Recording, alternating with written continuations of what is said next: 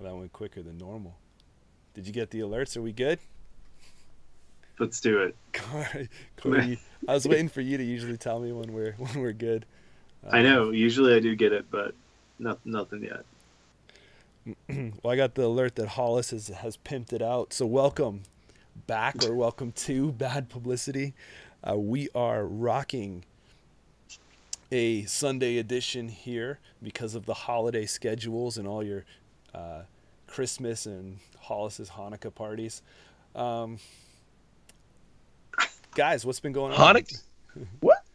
Hanukkah? Hey, whoa! Don't hate on Hanukkah. I'm not hating on Hanukkah. Hold on, before anyone starts a rumor, because that's what the internet does. I'm not hating on Hanukkah. No, you got just crazy nights, man. Yeah. What? So yeah. Okay. No crazy holiday things. Just try to squeeze in some gaming before the end of the year. That's my mission, my goal. Usually this becomes like a dead zone because like most people are all doing family stuff and they're impossible to track down. I feel like instead of for gaming, I feel like from the time period of like the Christmas holiday going directly into the new year, I just will be drinking a lot. Like that's pretty much I think the plan for me in the short term is a lot of holiday spirits. A lot of holiday spirits, a lot of, it's pretty much the plan. That and trying to get some more games of L5R in, trying to get some more games of Netrunner in. Listen, I'm going to be real with you guys. I don't have time for all these games and all the drinking and all the festivities. It's very difficult. It is hard. Is the eggnog consumption off the charts then? I have never had more eggnog in the past week than I have in my entire life. It's like an eggnog with every meal. Corey, show the man what I'm talking about. Oh, it's delicious. It's the best meal. That's what I'm saying right there. That's exactly what I'm talking about. I'll start drinking eggnog when they make a Soda Stream version of it. Fantastic. So yeah. So I think at the time that we're starting a review of the third pack, the final pack has actually released in stores. So while we may be a little behind, we are trying to get some reps in with some of these cards to check a bunch of the things out. But we'll be nearing the end of this little experiment with 6 packs in 6 weeks and see the impact it's had overall. Whether people like getting this huge influx of cards, or whether they much prefer it being spread out over like a 5-6 month time period.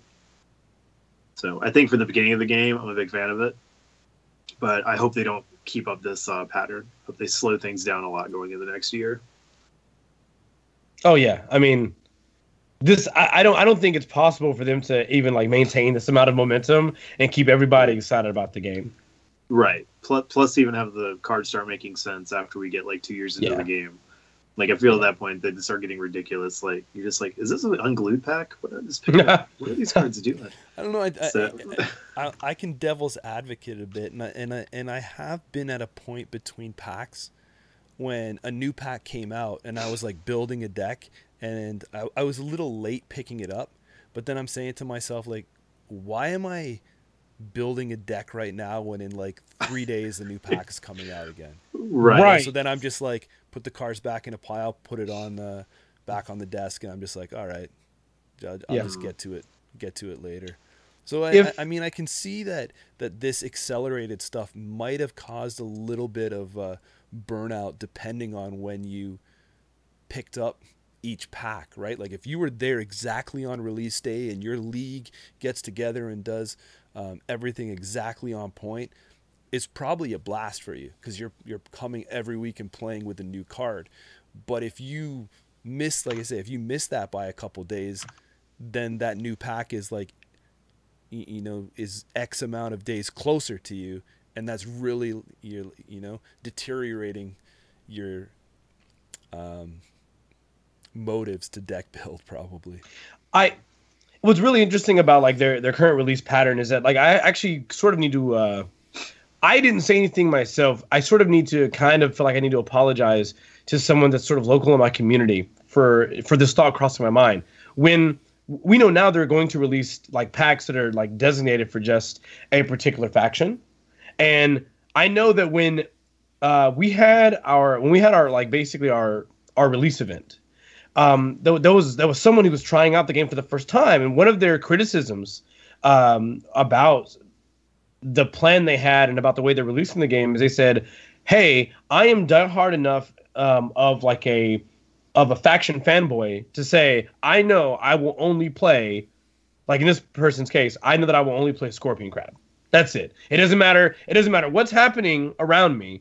I will pretty much only play. I know that based on preference, I will only play Scorpion Crab." Now, at the time, while I didn't speak out against this, it was something I said to myself at the time was, but that seems so ridiculous. Like they wouldn't do that. Like that. Like it seems like that would prevent them from making a certain kind of revenue. Because now they're not being able to sell the full, like the full pack for you, to you. But now that I know they're releasing these dynasty packs, that will be geared towards like one faction and one faction only, I'm sort of thinking that maybe what the plan should have been was the following: release packs right from the jump that were designated for one faction across the board. Like release one pack that everybody gets, have just the Phoenix.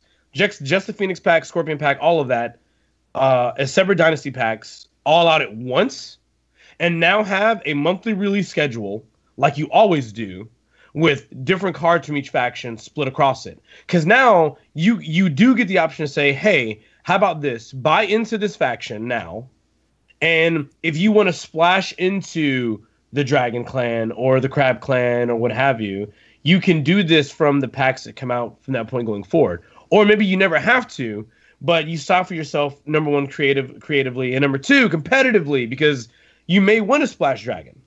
As aspects of the narrative of the game change and maybe certain people betray or, things like that. You may want to splash a different faction that you normally wouldn't, because a character from the Scorpion clan that's now in this clan based on the lore, you want that faction to be used. There's a multitude of reasons why they could go a different route than what they've done.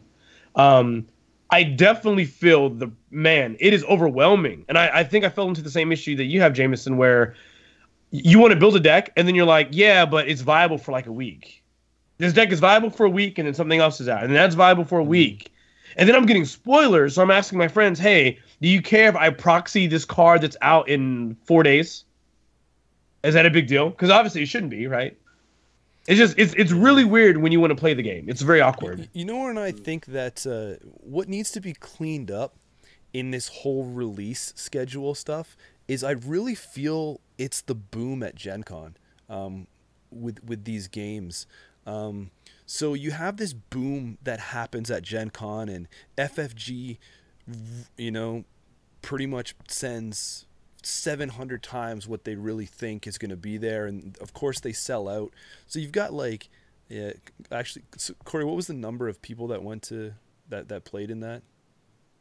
Oh, in the events, yeah, it was over 400 people. Right, yeah. So they were just in the tournaments, aside from people who just bought copies. Yeah, so realistically, let's just say there's 500 people that are out there playing in this tournament. Some other copies are out in the wild and stuff like that. But the thing is that I really feel that it's such a big rebound that needs to happen from the point at Gen Con when it's released for all of these people, like the dieharders that pretty much just traveled there to pick this game up, and then when it becomes generally available. So and that's what I feel like who they were trying to appease were the people that have had this playing in just a core only world since Gen Con. And then they're like, okay, we really need to ramp up and get these people some flavor. Boom, boom, boom, boom. But the people that were just picking up their core sets and doing the little release parties and stuff like that were happening, they were probably like, oh, I'm fine for a bit. And now then it was like, oh no, like UHF style, right? You get to drink from the fire hose. Here it comes. Boom. Right? There's people out there that probably aren't handling it, and I've even played with some people that have not even dabbled in picking up the packs yet, because they said that they're like, I need to learn all of these factions. I need to learn what I'm playing against before I can start seeing and working with other cards, it was just too much for them. Side tangent, but no, it's all good points. So yeah, there's some people that of course wasn't a big fan of so much stuff coming out so quickly. And then there's some folks that understands the desire to kind of give a little bit larger card pool because some clans didn't really turn on or do anything until they got a few more pieces outside of the core set. So there's different points you can kind of argue. The thing is, and I know it's one of those, like, you don't have to own all the cards. You can look and see the releases and things you want and go and cherry pick the stuff you want. So there's something to keep in mind. But I think the clan packs are possibly a step in the right direction for making something a little bit more friendly for people getting in later, because maybe they just need to get like their core set and their clan pack, and it's going to give them enough variety and depth in the clan that they want to play. That they can just kind of play with that and then just kind of like season the taste, you know, when they see other cards and things that they learn as they start playing and dabbling in the game. For discussion points down below, let me know, would you rather have the ability, or maybe both? So option A is, are you happy with buying the packs singly?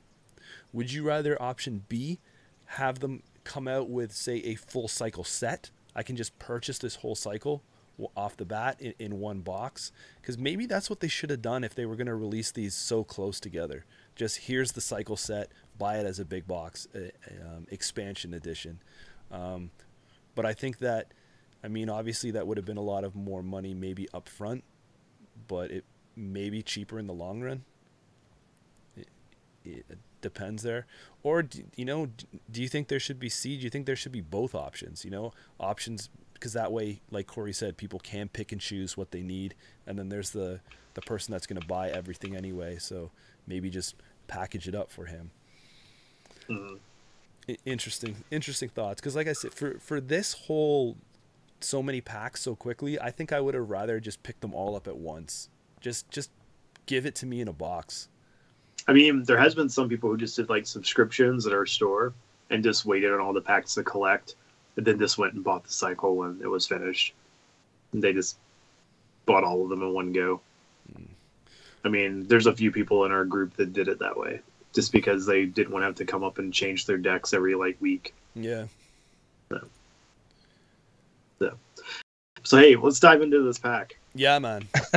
Yeah, that's why the people are here. Hi, people. Hey, peeps. What's up? I'm happy you guys are. Actually, the people are here because there's probably like 8 people that still haven't got their Star Wars tickets yet, and they're just like, well, we'll just hang out with Bad Pub. Right. Yeah. So, cool. So we are doing Into the Forbidden City. Yep. And if you look in the description, you will see our tier list. You can bring it up. Feel free to play along at home. It's like your homemade scorecard, ready and right there. We're gonna go through. Yeah. We feel right now that our current rankings, there are no other adjustments that need to be made. So everything will just be additions to this. Yeah. But some things can change as we get further into the packs. So even those cards you may not currently move doesn't mean they're safe. So as we see other cards and things come out, they may get adjusted. All right. So are you ready to kick off venturing into the Forbidden City? Yeah, man. I'm scared. Hold my hand. Off with Crab. Oh, and if you're following along, what we're going to do is just we're going to go by clans alphabetically. Yeah. So we are starting with the Crab clan first.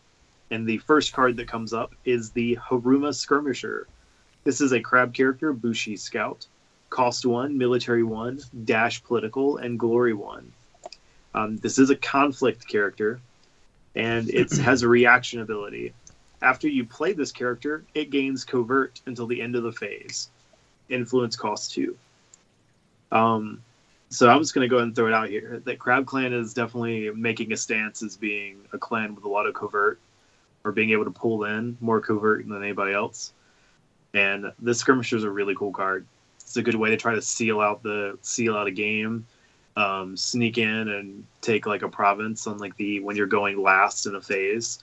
Covert's a very powerful ability. There's not a lot of things that can really prevent it right now.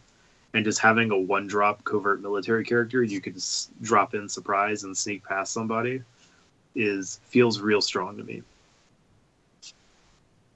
So my initial thoughts, thumbs up. My initial thoughts are definitely thumbs up too.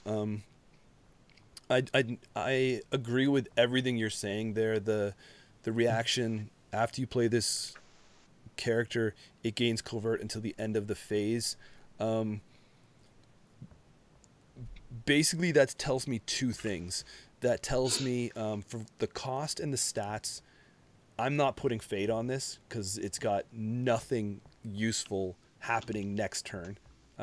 Right. Since it's not going to have that ability. So you're playing it as the sneak. But it also, then after it comes out and does its covert hoopla, it will play nicely into the crab forfeit mechanic. So that's awesome because you don't want it around next turn. For that reason alone, I really, really like this as a staple in crab. I am really on the fence about how much, even if you're aligned with crab, you're going to see this played, because 2 influence for a 1 cost, basically 1 turn card is kind of steep right now. Like, I really don't see I can't really put a 2 influence cost on a 1 turn covert character. But you think about probably its closest comparison, right, is like Tattooed Wanderer, right? Tattooed Wanderer, you have to play him as an attachment, and then he gives that character covert. But Tattooed Wanderer has the risk of it can be let go. Right. Yep. So you play it gets hit with a let go. So this doesn't quite give you like the stats of a Tattooed Wanderer you can drop in by itself, or definitely the flexibility, but it does give you like covert on a stick for military challenges. It is important to point out that it's just going to be on the military side of things. But still good. I've lost quite a few games to covert characters, so I can speak to covert being a big deal. Yeah, I'm not putting a damper on it, but I'm just saying, like, I think there's, I'm looking at it from the 2 influence costs on it. Right. That's how often is it going to be splashed in? Yeah, I'm just saying that's kind of high for me to invest 2 influence on this. Mm-hmm. I mean, Crab has a lot of good cards to splash between like this, Watch Commander. I would argue that Levy's a really good splash target in certain deck builds. Then you've got Reprieve, which is a fantastic card to splash in. I mean, even their other conflict, like Crab's got all good conflict characters. Haruma Ambusher is solid, Stoic Gunzo is solid, and Haruma Skirmisher is great. So it's like, man, you want a clan with good conflict characters? Crab is just screaming all day long. Like, we got him. We got him, son. They're in this clan. So, Hollis, you got thoughts on this, man? I like it. I when I was when we didn't have a whole bunch of options for for cards to splash in, one of the biggest cards I think that that the sleepers besides Let Go, right? Because it was obviously good in Dragon, was Tattooed Warrior, right? Like that was so good because it was the card you look at that card and you're like, oh well, I mean obviously Miramoto's Fury is very good, Let Go is very good, but then you saw very quickly how in the beginning everyone was on like 3x Let Go and or 3x Miramoto's Fury, and as time went on, very quickly when we had very few cards, right, they said maybe there's something about this covert thing that's real good. That's what I was saying. I was seeing more people moving towards Tattooed Wanderer as a means. I keep saying Wanderer. But more people moving towards that card just because, hey, I mean, the covert shuts down my opposition. It guarantees that I can lock you out of the best defensive character you have to allow me to hit this province. And especially when you're looking in an early game, or I mean, just in some matchups where they're not building horizontally, it's all that Voltron character. A card like this is pretty ridiculous. So yeah, I really like that this. I think this is very good at a 1 cost. You are basically just going to drop it, right? Just to make sure when I need to do this military challenge, you can't choose your 5 military costs, 4 military costs, 3 military costs character. Yeah, and Jameson made a really good point on the fact that you're not really putting Fate on this. You're dropping it to get the use of its effect, and then it's a great character you can then sack to something else. So if you want to send in, even if like first challenge, you send in military, take a province, then you can immediately just eat it to like your Steadfast Witch Hunter and Unbowed Defender or something like that. Like it gives you a lot of versatility. Yeah. So cool. So where does that pretty much sit for you guys then? Looking at our list here, like I'm definitely in the green section, so we're definitely. I feel it's a positive card. I don't feel that it's like top tier great. Correct. I'm okay for like slotting it into good. I like the covert in Crab. It's definitely I feel good. Yeah, I like good on this card. I'm in like the good above average crowd. Yeah, so. I mean that's the thing too. Is I was like I don't know if it's kind of bottom of good, top of above average. Mm-hmm. Hollis. I think I'm gonna put it like if I had to choose, I'd put it near the bottom of good. Okay. Corey, you on the same? I'm fine. I'm fine with that. Okay. The bottom of good. God dang. God. Okay. The bottom. So keep on trucking here. Yep. So next up, we've got Seal of the Crab. This is a crab attachment, an item, and a seal. Yeah, fantastic recording artist. Cost 0, military +1, political +0. Attached character gains the Crab Clan symbol and the Berserker trait. Influence cost 1. So I know you guys are big fans of the seals, but yeah, but I will say that even though we haven't gone over it yet, the Crisis Breaker is probably the only card that makes this card worth playing so far. Since we haven't reviewed a Crisis Breaker yet, this card is bad until we get to Crisis Breaker. Because nothing else triggers out the Berserker trait. I mean, I think I think so far I haven't seen like from these packs, I haven't seen anything of these seals that are game changing or impressive or stuff that's going to make a dominant effect right now if you're playing with these 3 packs up until now, right? So we're not classifying as anything else coming. Right. It's not. These are all cards that are just kind of been slammed out early in the game. That is all based on future value. Right. I mean, so. Yeah, and I don't think the future value is there yet. No. So this card is not something that's going to get a death slot until you can see enough justification that giving the Berserker trade is worthwhile. So to me, is it bad or below average?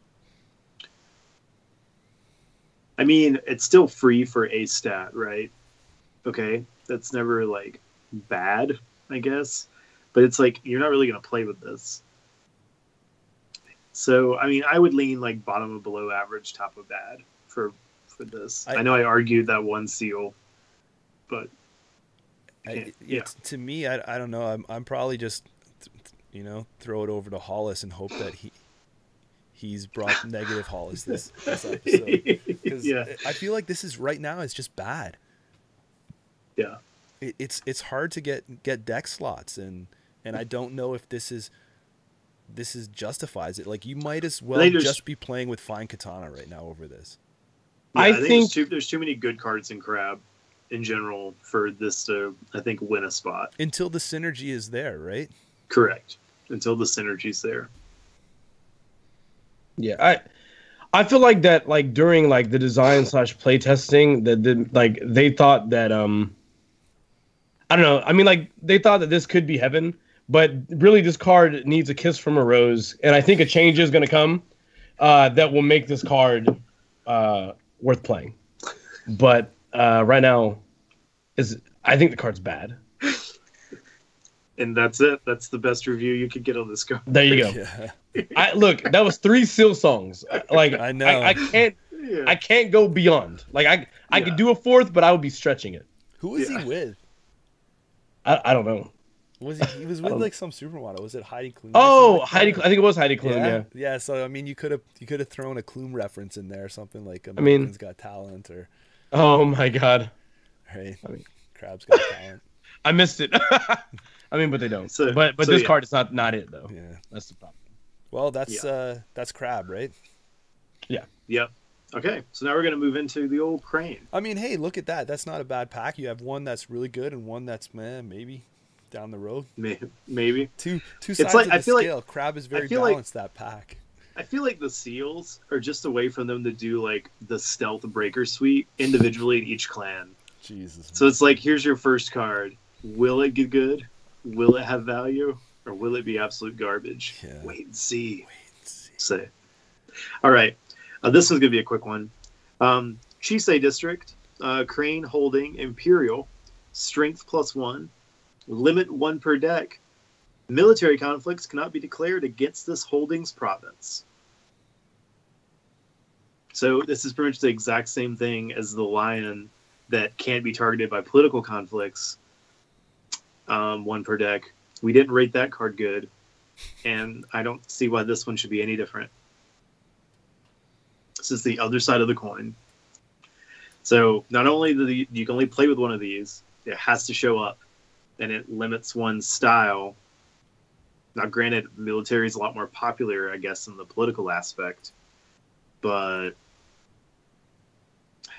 I don't know. I'm just not a fan of these type of holdings, because you're hoping for it to, one, come up in a place that's not already broken. It has to come early game to have an impact, and it may not even really have an impact because your opponent may easily be able just to avoid it.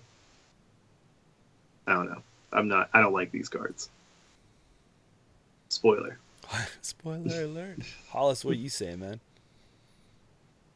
Get this, man. If you don't put this in bad, like as fast as possible, get this out of here. Like, Yeah. holdings have already, like, we talked. Jameson, you mentioned earlier when we were talking about talking about cards, and you mentioned like limited deck space, and then. And I couldn't agree more with that card in particular. Holdings are even more of a niche deck like area in deck design, because you like what is going to the meat of your deck. So as we understand the game right now, the meat of it is characters, right? That is the meat of the deck. So if I put a holding in my deck, it needs to be sweet.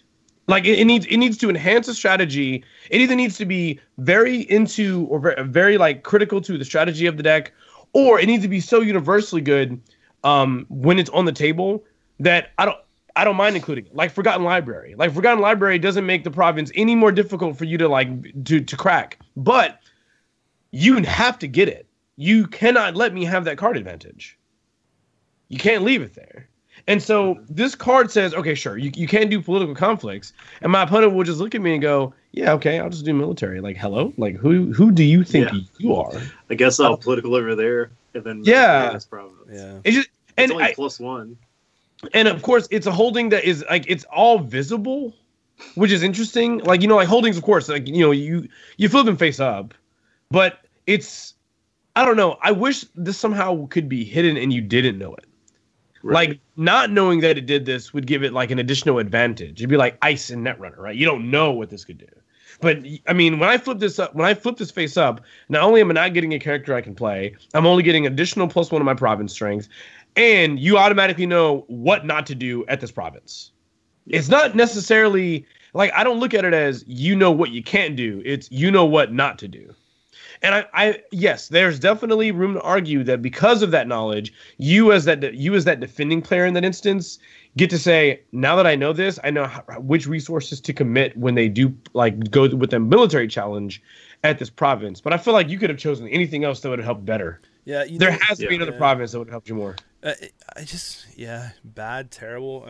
I don't know. This is like the RPG card. Like, you play with this deck if you just want to tell a story about the clan. Like, when this card shows up, you just want to, like, give your opponent the history. What's so cool about this card is this is the notable Chisei district, which was made popular. And it's just like, bro, I'm not going there, man. Clock is ticking, man. This ain't League night. Yeah. But you know what my feeling is about this is that I really like the holdings that... they give me the plus value, and they have the wordings on them. I can sack, like, get rid of it to draw a card. Right. To me, I'm like, why can't, like, this card could have just been made eons better if it just said after, like, also, or sack this card to draw another card. Because I don't think I'm ready to give up the card draw. Like, card draw in this game, we still haven't seen it yet. Well, you just wait till we get to this next card. Well, that's what I say, right? Yeah. But you know what I mean, though, is that this is doing really nothing. Like, you can't control where this is going to end up. And we've already stated it, so let's just go through it quick. You can't control where it's going to end up. It's a limit 1 per deck. Who, knows if it's going to even show up? So why am I banking on it? And, it's not doing anything for you realistically that can't be played around. Yeah. So bad. Yeah. Done. But hey, this has been like a day of like opposites, right? We had a great card, then a bad card in Crab. We had a bad card in Crane. Now let's go to insane card in Crane. So we have Takeda Yoshi. This is a Crane character, Courtier, Daimyo, and Imperial. He's a cost 5, military 2, political 6, glory 3. Action. While this character is participating in a conflict, discard the Imperial favor, draw 3 cards, reduce the cost of each event you play during this conflict by 2. God damn. What? Wait. Wait, it doesn't say or. It doesn't say or for any of these things. It does all of these things at once. It does all these things. So the nickname has been God King Yoshi that's been going around, and I believe him. Wow, this card is insane. So Crane's like, man, wouldn't it be cool if I had like this really badass political character who was a courtier, so he can trigger off like all my cool cards? And what if he just like gave me a bunch of cool cards, and then he reduced the cost of all my cool cards? Wow. Maybe I could get a character like that. And some guy was like, man, you'll never get a character that does all those things. That's crazy. That's like ridiculous. Yeah, this guy is fantastic. I don't know why you wouldn't play him. I don't know why it's not a mandatory. Like, I don't see an argument of why you wouldn't want to play with this insane character. Yes, his ability only triggers if you discard the Imperial favor. But 1, you're playing Crane, and 2, he's still got phenomenal stats for being a Crane, because if you honor him off of, I don't know, let's say a card you may play with, Way of the Crane, he becomes a 5/9. Still seems okay. Yeah. So that's just a little out of reach. When you're 5/9ing somebody just from like a single card played, right? Yeah. Yeah. So the draw is cool, but what do you think about reducing the cost of each event you play? Hello? Conflict by 2. Hello? No, but like, is that really? I'm just talking it out. Is that do they really need that discount right now? No. But yeah, like there's not really huge events, right? Like well, there isn't now, but there have been spoilers of things you may splash. I mean, you're starting to see things that come out with like a 3 and a 4 cost, so that could be useful. I mean, I think if we analyze the card pool up to this point, your biggest cards are like Outwit and Route and stuff like that. But still, being able to play cards for free, it's still cool. Especially because you're like gaining a burst of cards. Yeah, and I mean, it never hurts to have something like set up like that for design space in the future. But yeah, it's obviously not needed at this moment. Yeah. Honestly, just like if this card comes out against me, like, look, you win. I'm done. Like just take if they have the favor. If they have the favor. If you have Imperial favor, like here's the thing, you have Imperial favor and you flip that over and you're like the first play. I'm like, all right, look, I'll take that L. Like, can we just go to the next game? How about that? Like, this is really like, I'm exaggerating, but this is very good. Like, man, reducing the cost of each event you play during this conflict by 2. So this is a game of like inches a lot of the time. So, but said. and this is a lot of inches. Like this is literally like stereotypical, like comparing, you know what I'm talking about, like size. Like this is like draw 3 cards and reduce. Man, draw 3 cards, reduce the cost. Yes, because it could have just said draw a card. So I think I think everything about that, like the ability and his stats and stuff like that, and you can argue the cost. What do you feel about the discarding the Imperial favor? Like, let's just talk about that. Like, does that mean we have to kind of back off a full perfect review of this card though, because it becomes a little bit situational? I don't know, because I feel like I think like between the clans, I think Crane and then Phoenix are probably the easiest to be able to control and get the Imperial favor almost whenever they need it. I think it's pretty hard for some of the other clans to take it and try to dominate. So, I mean, and you also have the ability too, right? You don't necessarily need to win rings. You can also just leave glory standing. And Crane tends to do pretty good on that front as well, because they also have some cheap characters they can bring out and then just leave up to be able to swing the glory race to take the favor. So, I mean, I feel like he's still a solid character, even if he doesn't fire his ability, even the stat-wise. Just because he's got the courtier trait, and he's got amazing political. Good point about the trait, yeah. But then the fact if you do get to fire his ability, it's just a huge tempo swing. Because now it's just like, I've got 3 new things you're not aware of you have to deal with, and oh yeah, now I can pretty much play most of everything out of my hand because its cost is super cheap, if not free. Hollis, what's your thoughts on discarding the favor? I mean, I'm pretty sure this card might as well read, discard the Imperial favor and ensure you probably get it back next time. Right. That's basically what this card says, right? Like when you, in a game of inches, like L5R, when you have, when this card helps you generate a distinct advantage, it's very likely that you're losing the Imperial favor to leverage other things that will probably assist in getting the Imperial favor back. So I can't help but think that is the likely outcome if you don't have a strong champion or a card to take this guy out of play. I mean, even if you have a distinct advantage, this card being in play pretty much means when the conflict begins, any even one cost events, right? They cost nothing.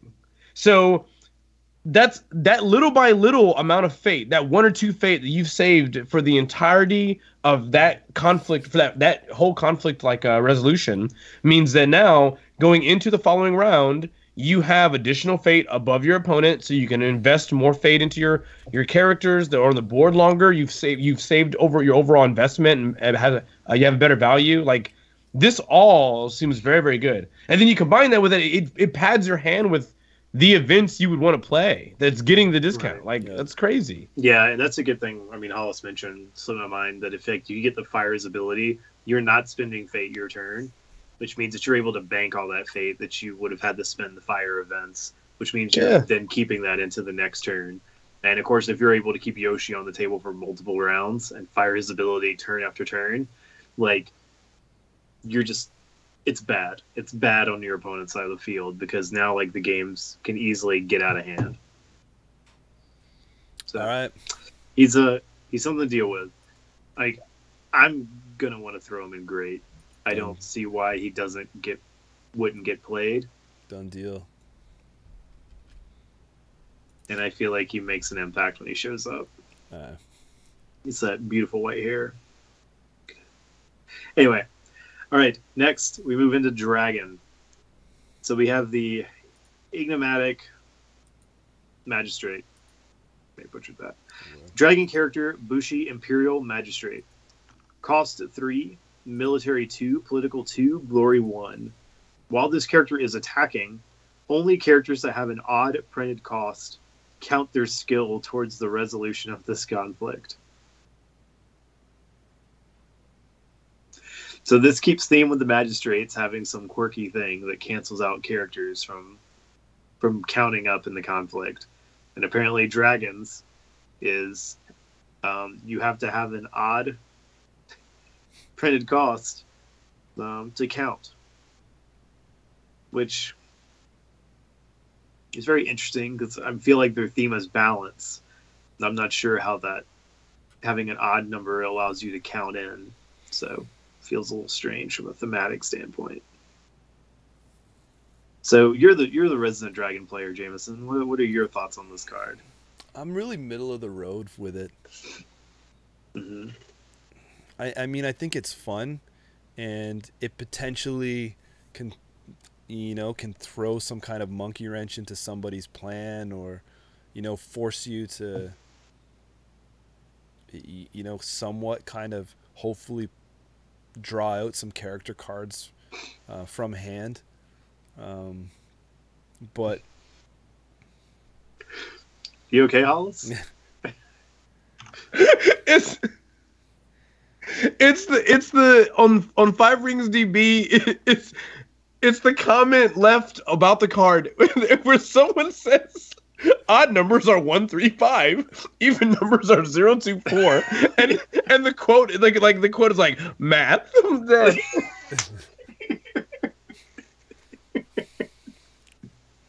I will say there's quite some sass in the comment section on 5 Rings DB.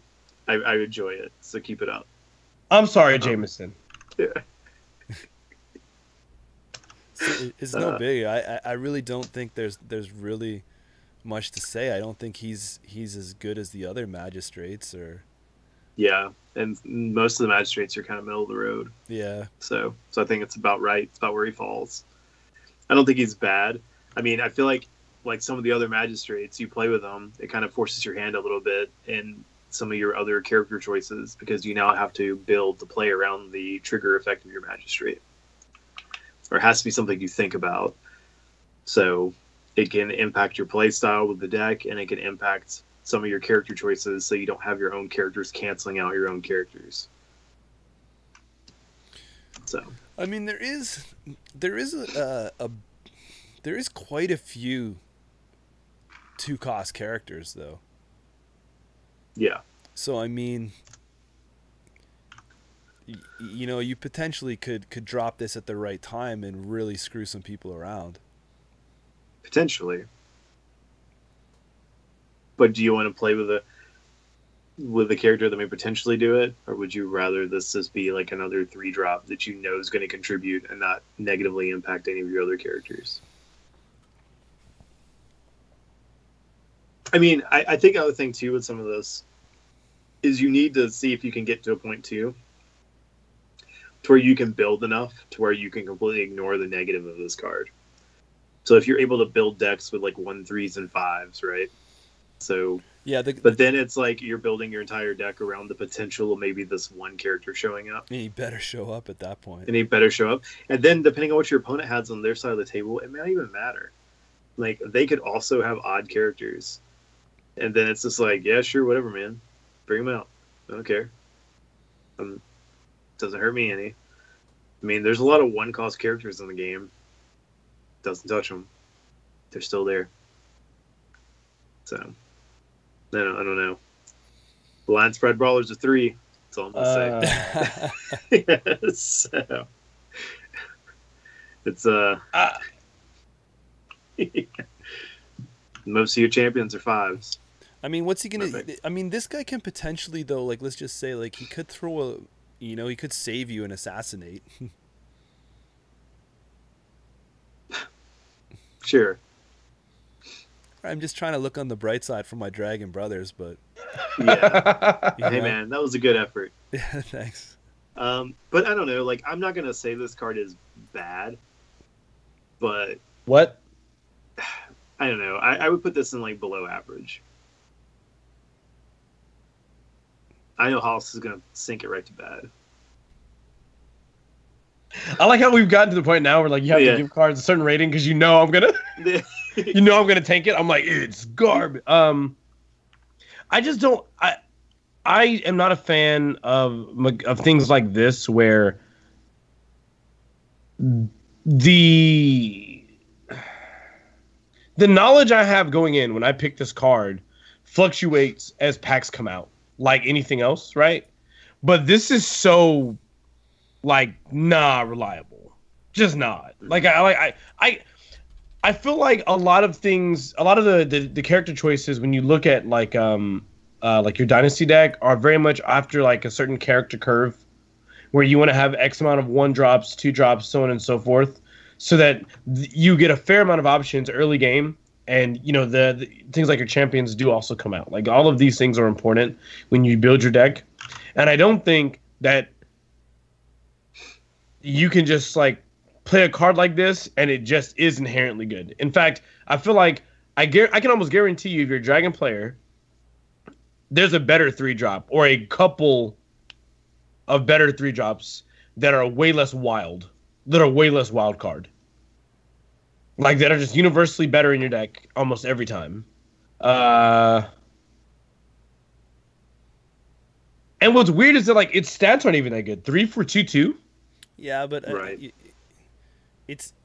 I think it's the ability, right? That you gotta balance the card by upping it a little bit. But yeah, I mean, there is like an insane amount of cards though that it could screw over, right? Sure. I don't know, I don't know man. if I would say an insane amount. Let me tell you what would destroy me though. Like, I don't know if we've seen this already, but let me tell you what would destroy me. If they get a card that's like similar and it's like, hey,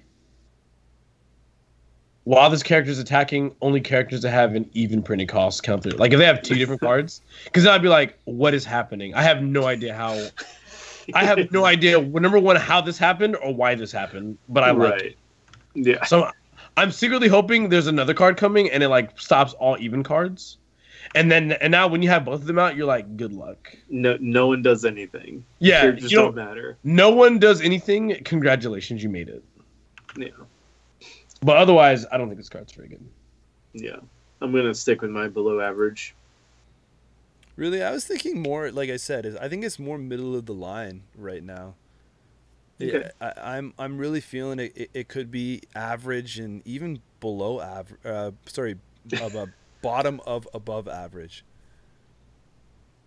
Because it is printed. There's nothing that you can do to modify the printed cost.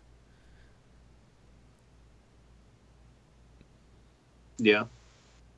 How else? Were you dropping it? Below average. I boosted it. You're welcome. So I guess 2 below averages and an average? Or are you putting it above average?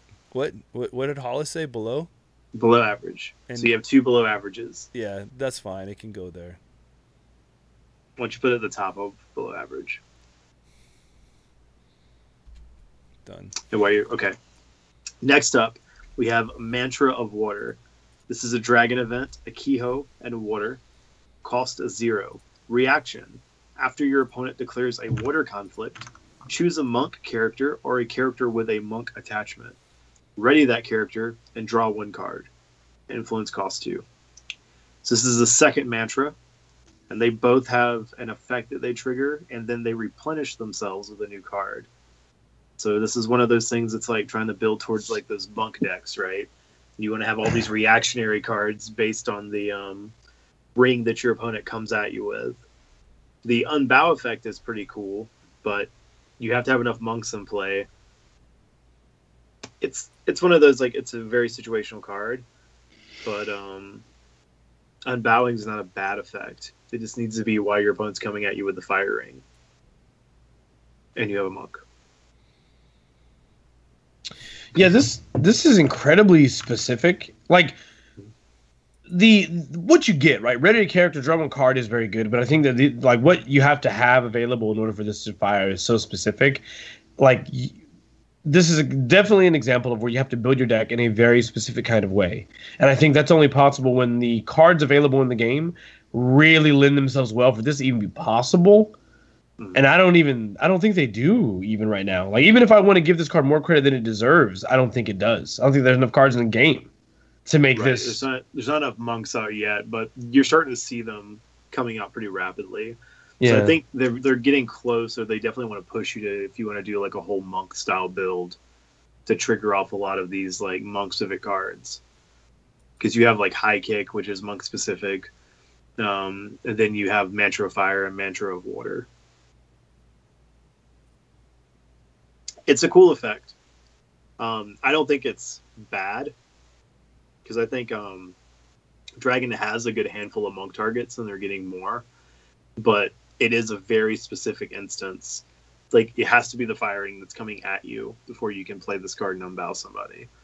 But Dragon does have some ways to manipulate Fate on Rings, or try to push your opponent to go one way. So some of these cards that do rely on your opponent to pick something, it's not necessarily terrible, because Dragon do have ways to kind of manipulate and kind of make things more enticing for your opponent to want to pick and play. So, like, I feel like these Keyos are interesting, and I think that they could probably open up some pretty fun decks once you get enough support for them.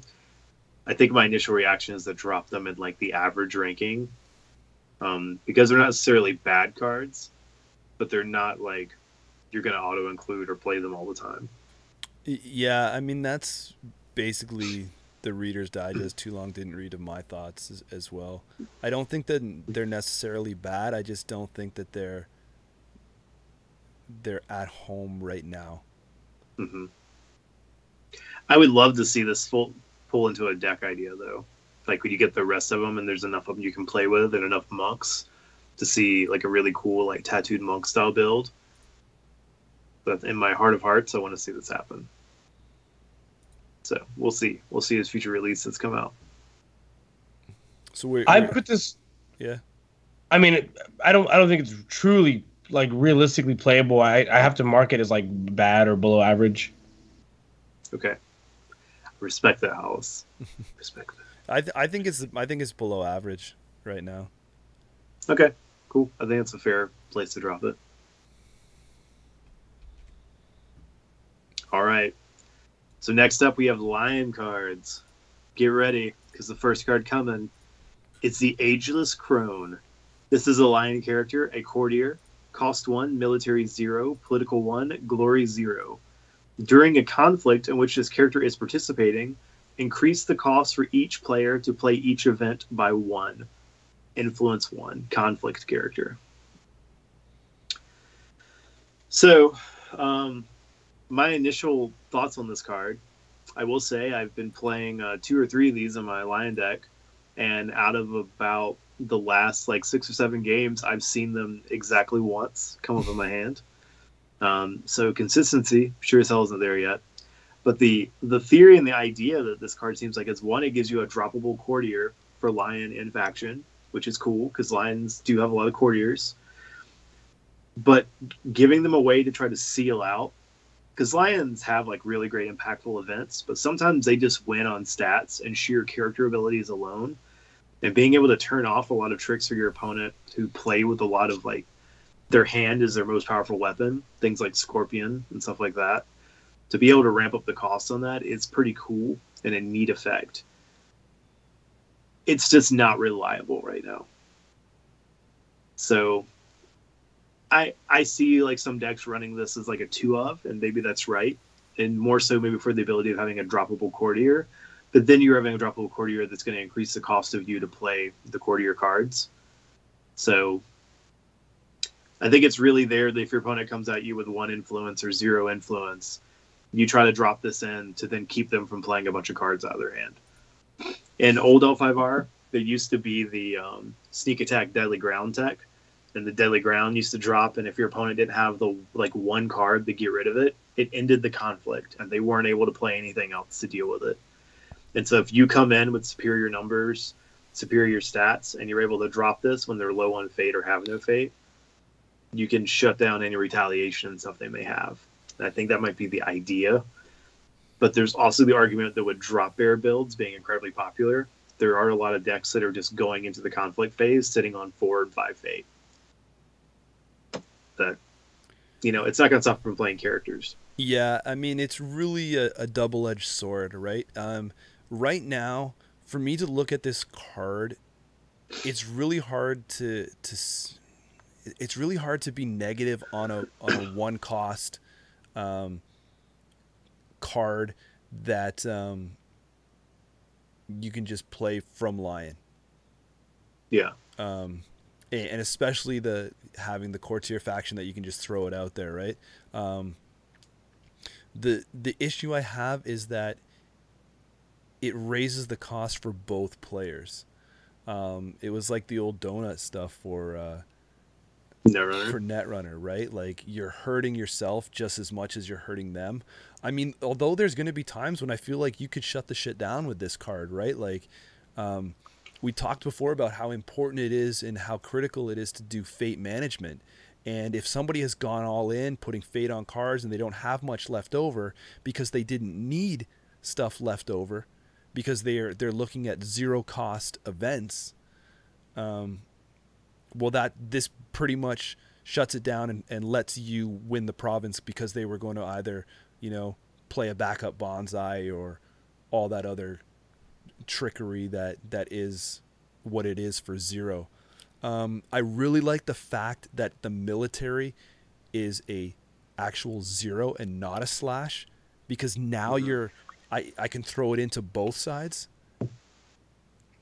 right? But yeah. So it's good and it's bad, but I think it loses it where it can probably do harm to yourself as well. Yeah. I don't know. What do you think, Hollis? Do you think this is going to be eventually fighting for a deck slot? Like, it seems kind of cool, but I think you might be able to pass on it. Like, it is in conflict, which I think that that kind of gives it a little bit of. Honestly, I think it gives it a little bit more flexibility, right? Because you can, especially if you're first player or defending player, you get the option of playing this out, pretty much immediately, and just preventing your opponent from kind of like retaliating that way. But even then, I don't know. I feel like there has to be a list of other things you would rather play at 0 or 1 cost that go into your dynasty deck that aren't this. It's very complicated, because like this gives you a 1 political. Like, I have to look at everything as a whole, because you get 1 political, then you get this ability. Whereas if you had just like an attachment, you would get like 2 political, or 2 political or 2 military or what have you, at 0. I don't know if increasing the cost for each event by 1 for every player is good. Again, this fits into what I was talking about. If you are playing a Lion deck, or not Lion, any deck, and you know that the number of events you have is fairly small, like maybe you play a ton of attachments like Dragon, and you don't play as many events, but that seems nonsense because you're going to play Miyamoto's. But whatever. You can just say, you know what, I'd rather just play this card. And that way, I'm primarily focusing on all these attachments, no events, and this card gives me the biggest bang for the buck. It really does nothing against me. It only does something, against you. That seems like you're leveraging the card to its best advantage for you. But without doing that, I don't see it being amazing. Like, to me, this card sits pretty average, to me. Yeah. Some of the other things, so if you think about, it's a 0 stat, which Jameson mentioned, which means it can be buffed by like Honor General being dropped into a conflict. So you could get it as like a 1/1, or if you have multiple Honor Generals, she can get the buff. That she can also gain the buff from the Stronghold. So there is ways to get her to actually have some decent military force. The other thing to think about, so Lion's most popular bid a lot of times in the draw phase is 1, because they want to try to take honor from you if you get a bunch of cards, but they also don't want to risk going below you in honor, because it turns off a lot of things that they have, which means that a lot of times if they don't see their tacticians, they don't have card advantage. So if you don't hit their Art of War early, they don't see the tacticians to draw them cards, you're going to have a lot more cards than them. And so this could theoretically also be a way to help mitigate that, because it's like you may have a bunch of cards, but your cards could be really expensive to play against me. I just have more characters. I just say, again, I may have better stats and better abilities on my cards. I don't necessarily need to play so much stuff from hand. but I can make it expensive for you to do it against me. So I could see that being some of the thought process and stuff behind it and some of the balance. The thing of it, though, is, again, like, yes, playing this card, as Hollis mentioned, it can impact some of your deck building because maybe you don't play with so many events, or you have to be mindful of what your ratio is. And then you're shaping that deck based on 2 to 3 cards you have in your conflict deck that you may not see the entire game. Because double-edged sword, you're not usually drawing a ton of cards as Lion, so you're not seeing as many cards out of that deck as some other clans might. And so you may never see this card. As said, like, I've been playing with it, and I think I've seen it like 1 out of every like 5 or 6 games I've played. So I kind of fall in the average camp for this card. I don't think it's bad. I don't think it's like great. It needs to belong in every deck, but I definitely think it's a card that could be worth considering and playing with. Any adjustment in that if you're looking at it as a 1 influence card out of faction? The only faction I think I've joked around with a lot, and I think it actually played, is Unicorn.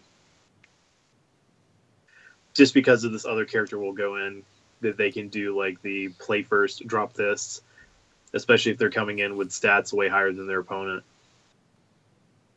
But that might be it. I'm sure there might be other clans. Like, I mean, Hollis mentioned the dragon who's going like all attachments. Could maybe find a use, but I feel like there's better clans for them to splash in general. I don't think a Lion becomes the clan of choice just because of this one card. Yeah, I agree there. I'm almost on board, Corey. I right now I don't like I don't like the fact that it hurts me as well. I can't retaliate when needed if by chance they use their last fate to throw in something like a double bonsai or something and I'm out of luck or something. As much as I do think that this is a good mechanic, having it hurt myself as well, I might have to say at this moment that this is just an average card, or possibly, you know, maybe a bottom of above average. Oh shit! Did you rate something lower than I did?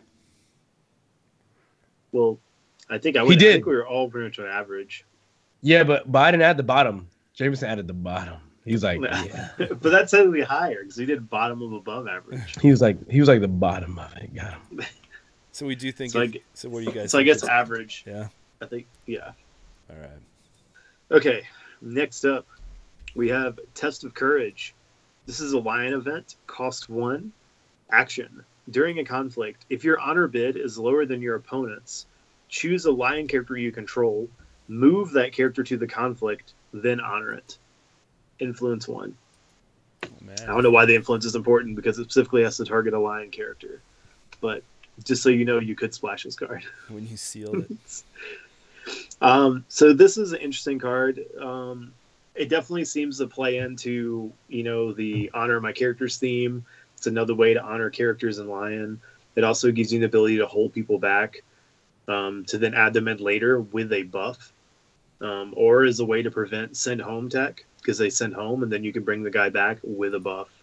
But it is important to note that you only can play it if your honor bid is lower than your opponent, which means your window to play this card is maybe the first turn of the game, the second turn of the game, and maybe the fourth turn of the game if you're winning. Because I feel like that's like opponent's going to bid more, opponent may bid more, now they may line up with you. Now if they think they're going to win the game, they may overbid to try to get the cards they need, or maybe you're going to bid to try to get cards because you're losing. Yeah, like, is this possible? Like, what? I've seen a lot of decks run this as a 2 of, and maybe that's okay, but I feel like you have to see this card early. Fun L5R lore, or little trivia fact. There used to be a card in old L5R called Test of Courage, and what it used to do is when one of your characters was sent home, you would play it to prevent them from being sent home. Do you know what clan primarily played that card? Lion. Crab? Oh, no, I'm kidding. No. Okay. So now it just became a Lion clan card. Interesting. So, with a similar type of idea, but now with the effect that like they come back and they're like, "Yo, I'm honored now." So I don't know. It's I feel like I do go into the camp that it's hard to play. That it does have some particular things that's there, and I think as Lion gets better and better at gaining honor, I feel like some of their opponents might get smarter and smarter about what to bid on their dial to help turn off some of these effects. I mean, it's got some good combos if you can potentially bring in a Lion Pride. I know I've seen some people try to also, if you play duels in Lion, to try to find other ways to reset the dials. So then if you throw like a policy debate or something like that out, and your opponent actually tries to compete to not lose a card, then you just let it go. And then now even if you've lost the duel, you've now turned on the ability to play test of courage. I'm not saying that's what you should do, but I'm just saying that that's an option in some of those debates. Sorry. Yeah. I'm not saying what you should do, but but it's there. So from my perspective on it, I'll just hammer this one out, and then you guys can fight out the rest of it. Sure. Honoring is pretty powerful. Yes. The one cost is really awesome. So to get a powerful effect for a low cost is great. Being tied to the dial kind of restricts it a little bit. I think that this card, obviously in Lion, can do some good work, but unfortunately, I'm kind of sitting at really above average right now for this. I kind of fall more in the average camp, but like high average. But I don't. Yeah, that's kind of where I fall with it.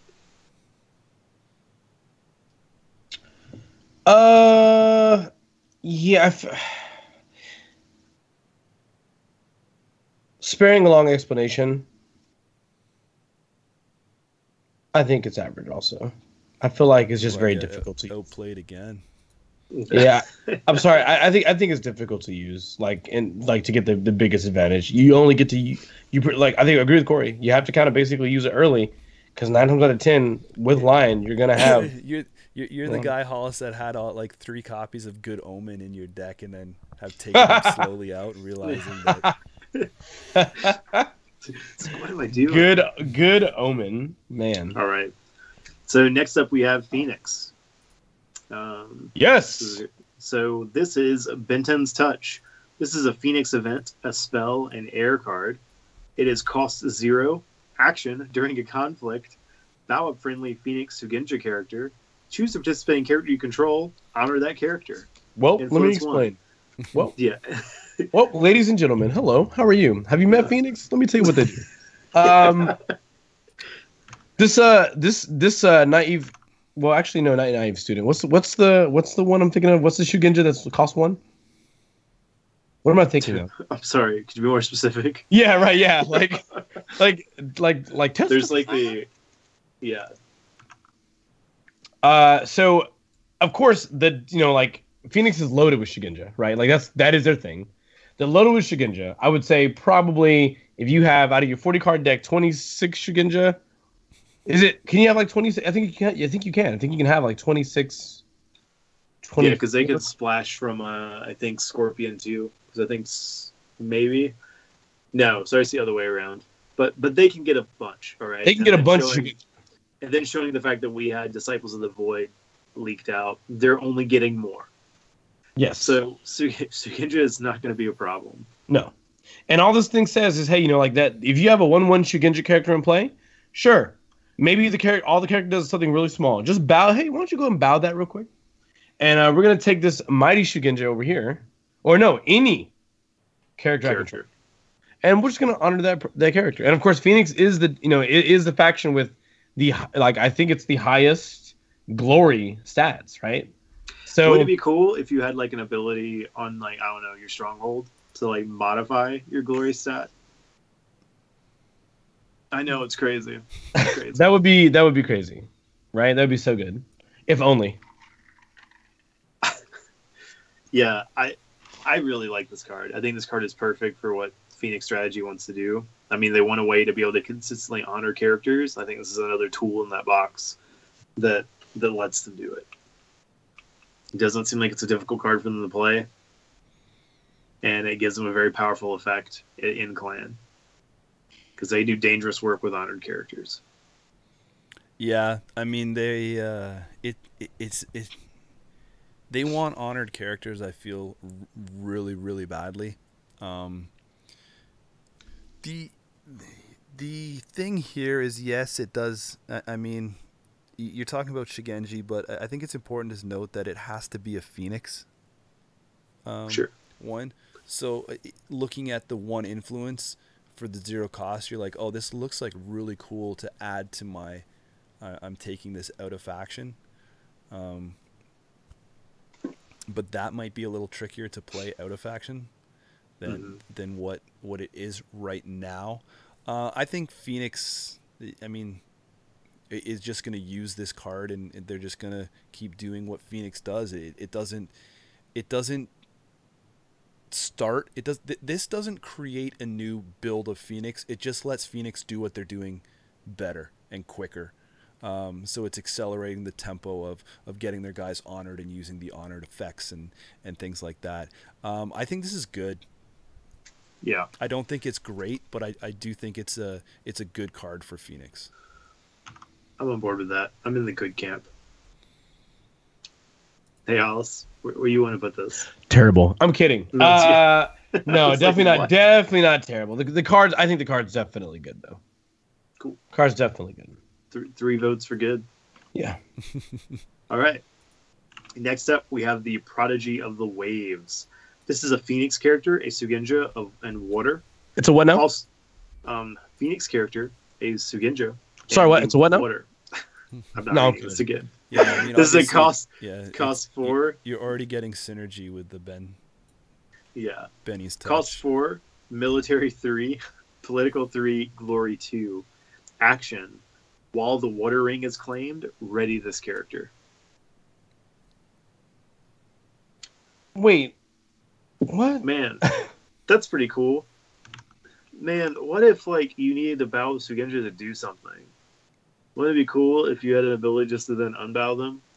Or what if you had this character honored and you're like, hey, I need to send a 5/5 to go do something, and then ready them to defend afterwards? Hey, you know what'd be really great? If you didn't claim this ring that triggers this ability, but you claimed another ring and then had the option to swap it for that. That's cool. Good. Man, that would be neat. Yeah. I wonder who does that. I wish. Or what if you use this character to get the water ring, to bow one of your opponent's characters, and then because the water ring was claimed, you then unbowed your Prodigy of Waves? Wouldn't that be fun? All right, cool. But if we're gonna be honest, the stats on this are not amazing, right? It's not amazing, but the ability is good. I mean, think about. I mean, yes, the water ring has to be claimed. Luckily, the water ring's a pretty popular ring. Okay. But again, sometimes this can be deceiving because if you can honor this character, then you paid 4 for a 5 military, 5 political. Stronghold, you've paid this for a 7 military, 7 political that could unbow itself if the water ring is claimed. Phoenix is going to have issues, man. I'm telling you, they're going to have issues deciding deck slots. Yeah. I think the 4 cost for 3/3 is perfect because it's also 2 glory, because it's also it just says while the ring is claimed, it doesn't have to say claimed by you. We just saw a card that can honor characters very easily. This gets honored, and that's a 5/5 that you can ready and use twice. Excuse me. Yeah, exactly what he said. I'm sorry. Could you repeat it? No, I'm kidding. Just hear this. I think this card is actually great. I'm 100% with you on that. I think this card is great. How it's up to you.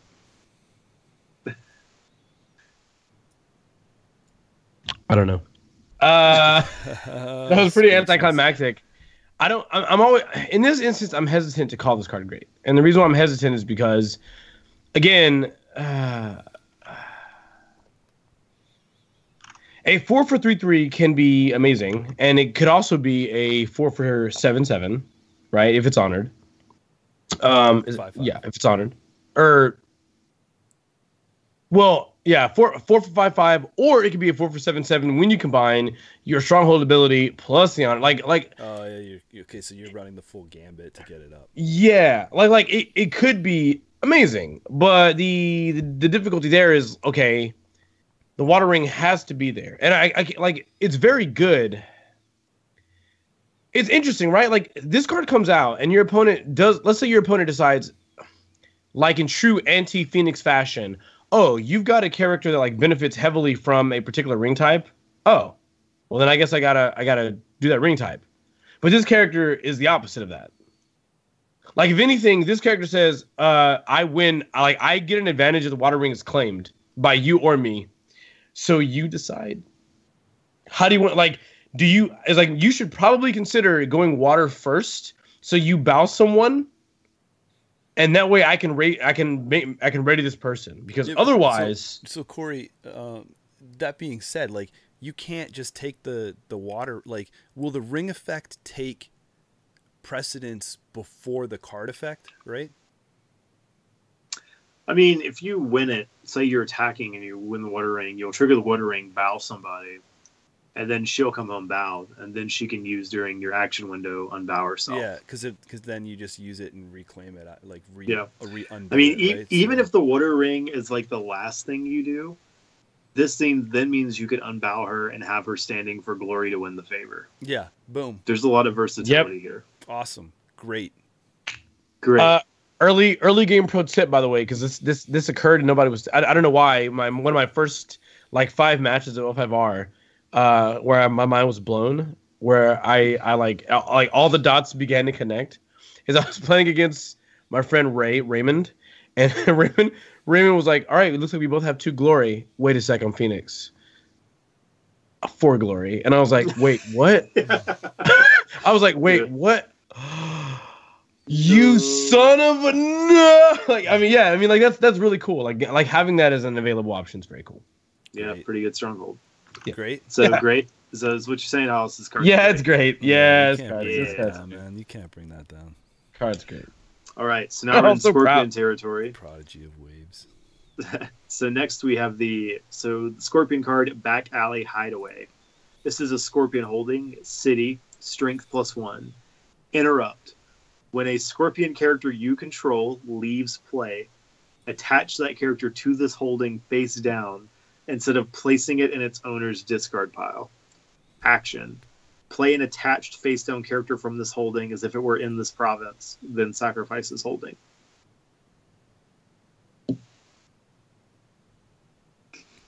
That's a holding done. That's how you make a good holding. That's a holding doing work, man. So I've got like my really cool guy who's like down to 0 fate. He might be leaving, and I would really like just to bring him right back out next turn. Or maybe I have this like, I don't know, this insanely crazy good conflict character I'm going to drop, and I'm going to have him have an impact and do stuff, and then discard at the end of the turn and just put him in this holding, and then just bring him back out on my go. Like they never left. This holding is good. This holding is great. I don't think Hollis's mind is wrapped around it yet.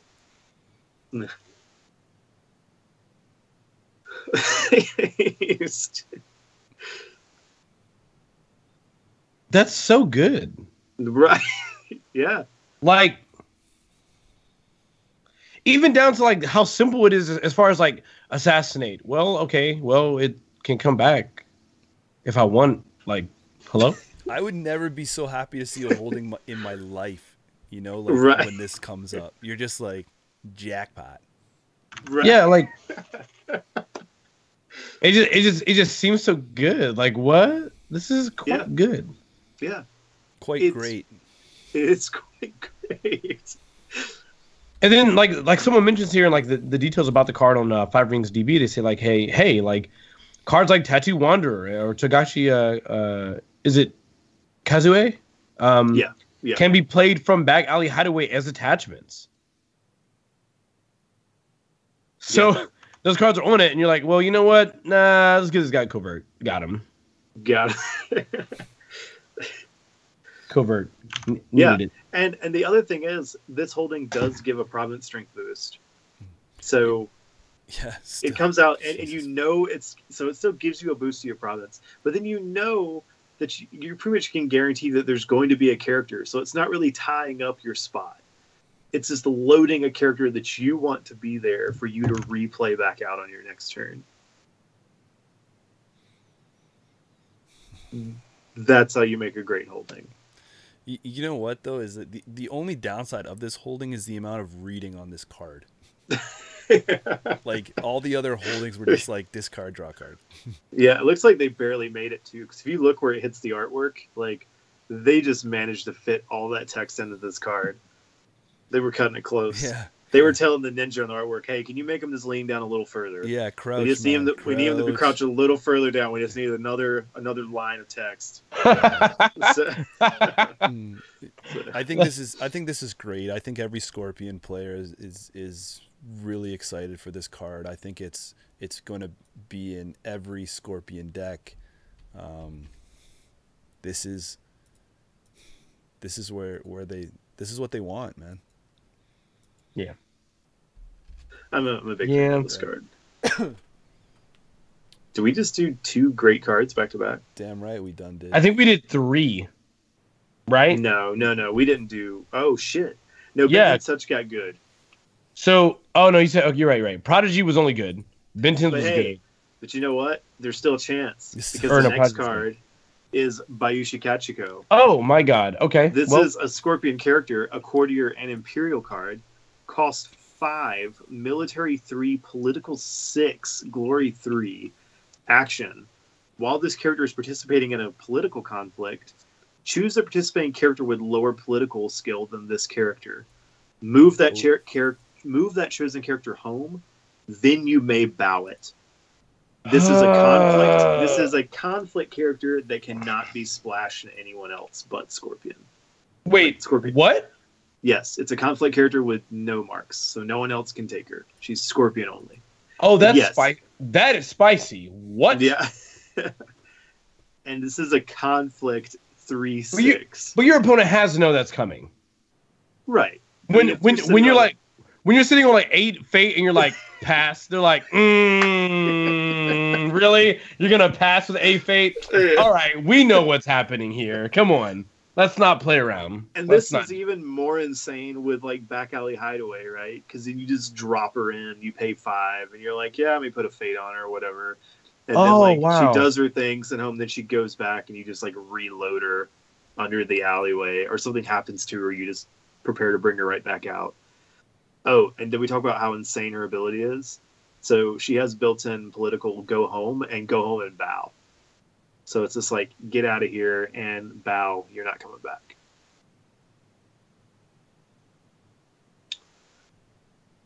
So, Scorpion. Let's have a combo real quick. Let's talk about it. This is a pretty good pack for them. Pretty good. I'm really while you're talking. All I'm trying to do is just for the sake of podcast and listeners and all the people out there. I'm just sitting here trying to think of a negative for a discussion point. Nah, man. I think we could chalk this up to great and just keep on trucking. I think we need to. Yeah. All right. So Scorpion did get another card in here. This might break the great train. Misinformation. This is a Scorpion event. Cost 1. Action. During a conflict, if your honor bid is at least 2 higher than your opponent's, each participating character your opponent controls gets -1 military and -1 political until the end of the conflict. Influence cost 2. Well, this balances shit out, though. Yeah. So remember when we were like, talking about how weird it is for Test of Courage for you to have a lower honor bid? Now we have one that you have to be at least 2 higher than your opponent before you can play the card effect. and then it gives granted, it's a -1/-1 across the board to all of your opponent's stuff, which is, I guess, it's a good, but you have to overbid your opponent by at least 2 to be able to play the card. It's tough, man. That's tough. Yeah. Right Yes, now. it is.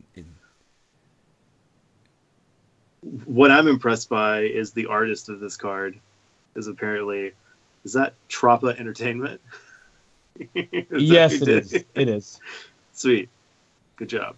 It's a strong. It's a good ability at a good cost, but I don't think you can manipulate the dials like that.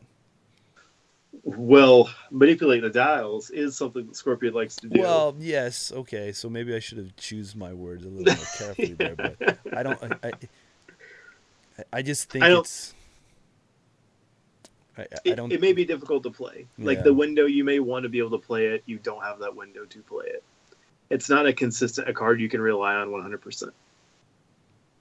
I think that brings it down a few notches. So, where do you think this card lands? Bad. Ooh, I don't know if I go that far down. I was trying to. But I can see where that would land. Hollis, what's your thoughts? I mean, I think you have to change your whole fate bidding style, and it's just I don't see a fit for it. Mm-hmm. If I had to choose, I put this card. Excuse me. Don't let me down, Hollis. Don't let me down, Hollis. Don't let me down. Oh God, he's gonna let me down. Yeah. Let me tell you what I'm thinking. Oh, Before I give this verdict, I'm thinking about all the ways that like Scorpion has to influence their opponent's board state as far as like political military skill. I'm thinking about poison. Hold on, I have to sneeze. Yep. Sorry, I'm thinking about poison, but I'm also thinking about that unique character. I can't remember their names. I'm so sorry, guys. Well, you also have the Soshi, the character who can't go into conflict, but she can give -2/-2 to somebody. Right, and then I'm thinking about the other unique character that says like for every character your opponent has in the conflict, they gain -1/-1, and your character's gain +1/+1. It's in Corset. I can't remember the name of it. But, like, I'm thinking about that, and I'm like, man, like, this is all starting to add up to be ridiculous. Like, when I think about it, I'm like, this character gets -2/-2, then, you know, like, I give somebody else a -2/-2, then I'm giving all your characters -1/-1, my characters get +1/+1, and then on top of that, I have misinformation, where, again, all characters, if I've overbid, now give you a -1/-1. The thing is, I don't think bidding too high than your opponent is necessarily difficult, because I feel like a common tactic with Scorpion, right, is to bid 5 in the beginning of the game. And the reason why they do that often is because they want to give your opponent the additional fate so you can take it back with your stronghold. And even if every faction is privy to this, the fact remains is that doesn't take away from the fact that you start with less fate than they do. So you're still going to take honor. That doesn't take away from the fact that you start with less honor than they do, so you're still going to be able to take a honor from them. So basically, even if your opponent does a perfect, I bid 5, you bid 5, I bid 5, you bid 5, the fact remains is all things being equal, minus, you know, honor being gained on the Scorpion side, you will consistently have less honor than your opponent. And like, I feel like a shitload of cards in your hand. Right. And it's like eventually there's going to be a point where your opponent's like, I have to bid 2 here. I cannot lose any more honor. I don't want any more honor to be taken. And when you do get that bid, when you do bid too high, when you bid that 5, which is very common for Scorpion, you end up in that scenario where it's like, all right, well, now all your characters have -1/-1 in this conflict. So I may have the lowest military skill in the game as Scorpion, and a pretty good political skill, but I'm just going to decimate across the board all your stats. Honestly, I know people may dislike this card, but I think this is actually, and I'm going to get all the flack for this, I think this is average. I think this is average, like good. That's honestly where I was going to rate it, is in the average camp. I'm so sorry, Jameson. I'm so sorry, man. I'm so sorry to blow this. I know you trust. I know you had faith in me. I think this card is very average. I think this is literally an average card. This is a Christmas miracle. All right, we're gonna get through this next one real quick, guys. So what are we gonna like cut it out, or is 2 averages pull it to average? I really think it should land in average, but you can put it towards like the middle to bottom of average. But they don't have as compensation. But I don't think it should get drugged to below average. You guys are killing me. Sorry, man. But hey, we shall be able to agree on this one. So next we move into Unicorn Land. And this card is Chasing the Sun. This is a unicorn event, and it is a quest. The quest is to find out why you would play this card. Cost 1, Seeker roll only. So luckily, keepers never have to decide on whether they could fit this in their deck or not. Action. During a conflict in which you are the attacking player, move the contested ring to another eligible province and reveal it, if able. That province is now the attacked province. Influence cost 1. Oh, and it could have a holding on it that says you can't do anything political, right? Oh, man. Hey. Combo. So what's better than revealing and getting hit by one province that's face down? How about getting hit by 2 provinces that's face down? This card is... I don't know why you would play this card. This card's terrible. Yeah. If this card was free, I could maybe see it where like you flip something that just shuts off your army and you need to move and juke somewhere else.